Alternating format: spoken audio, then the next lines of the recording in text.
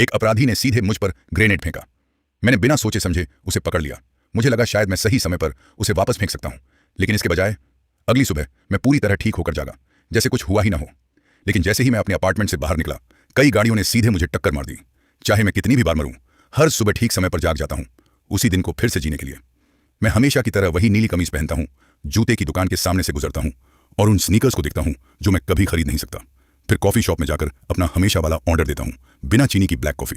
उसके बाद बैंक जाता हूं और इंतजार करता हूं कि डाकू अपने तय वक्त पर आए। वे हवा में कुछ गोलियां चलाते हैं। सुरक्षाकर्मी आराम से अपनी बेल्ट खोलते हैं, हथियार नीचे रखते हैं, जमीन पर लेट जाते हैं और मेरे साथ बतियाने लगते हैं कि चाय के बाद क्या खाएं।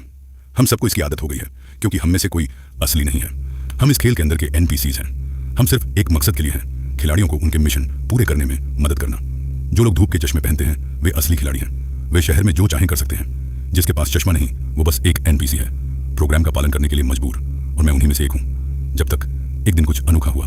मैंने सड़क पर एक लड़की देखी, चमड़े की पैंट पहने हुए, शानदार शख्सियत, आत्मविश्वास से भरपूर। पहली बार जिंदगी में मुझे कुछ सच्चा महसूस हुआ। मैं उससे नजरें नहीं हटा पाया। सुरक्षाकर्मी जैक दौड़ता हुआ आया और मुझे रोका, चेताया कि वो चश्मा पहने हुए है, यानी एक खिलाड़ी है जिससे हमें पंगा नहीं लेना चाहिए। लेकिन मुझे परवाह नहीं थी।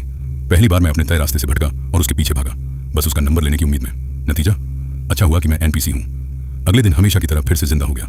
लेकिन जब मैं कॉफी शॉप में घुसा तो अचानक एक अजीब ख्याल आया। मैं चीनी वाली कॉफी लेना चाहता था। बस यही एक बात सुनकर बैरिस्टा का दिल बैठ गया। बगल वाला पुलिस वाला, पीछे खड़े ग्राहक, सब मुझे घूरने लगे। यहाँ तक कि बाहर खड़े टैंक ने भी अपनी टोप मेरी तरफ घुमा ली। मैंने जल्दी से कहा बस मजाक कर रहा था, और सब कुछ फिर से पटरी पर आ गया। बैंक में डाकू फिर अपने वक्त पर आए। मैं हमेशा की तरह जमीन पर लेट गया, लेकिन ऊपर देखा तो वही लड़की थी, चमड़े की पैंट वाली। जैक ने फिर से चेताया, वो एक खिलाड़ी है, हमारे बीच कोई भविष्य नहीं। लेकिन उसकी बात सुनकर मुझे रुकने की बजाय जागने का एहसास हुआ। अगर चश्मे से कोई खिलाड़ी बनता है तो शायद मैं भी एक जोड़ा पा सकता हूँ। मैं धीरे धीरे एक डाकू खिलाड़ी के पास गया और उसके चश्मे मांगने की कोशिश की। बदले में मिली बेरहम पिटाई। जब लड़की जाने लगी तो मैं खुद को रोक नहीं पाया। मैं उठा और लड़ा।